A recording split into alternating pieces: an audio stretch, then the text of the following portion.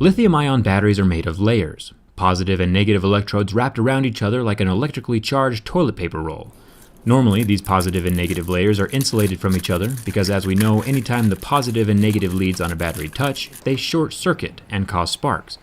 That's why nearly all batteries in existence have warnings on them saying not to crush or damage them. I disassembled my first Note 7 right after I bought it, like I always do.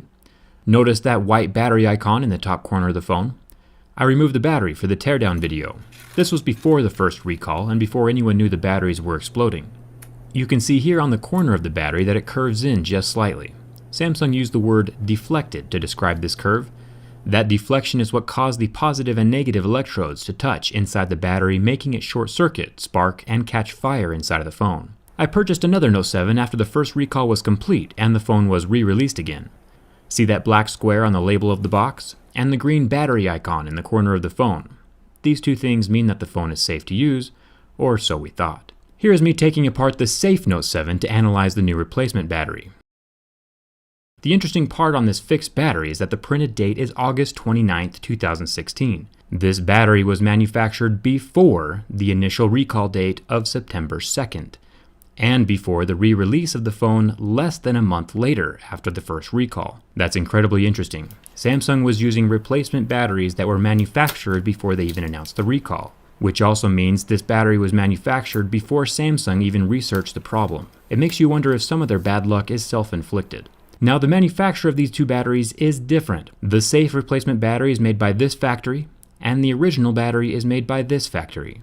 So Samsung probably assumed that the second battery was fine purely since it came from a different factory. It's super interesting that both the old battery and the fixed, safe battery have the same deflection in that upper right corner. iPhone batteries on occasion have exploded as well. They are not exempt from the inherent dangers of lithium. They use the same internal technology. But Apple's batteries are also straight up and down on the sides, as you can see here from the battery inside the iPhone 7. There is no deflection and no flaw, which means that the rate of failure is going to be exponentially smaller. Now, Samsung said that the reason for the second group of batteries exploding, Group B or the safe ones, was because the positive electrode welding burr was poking through the insulation tape. When welding or soldering, a burr is something that sticks up or isn't flush with the finished surface. The installation tape is probably this blue stuff here, and the burr was pushing through that and touching the negative electrode. And when the positive and negative points touch, sparks fly and bad things happen.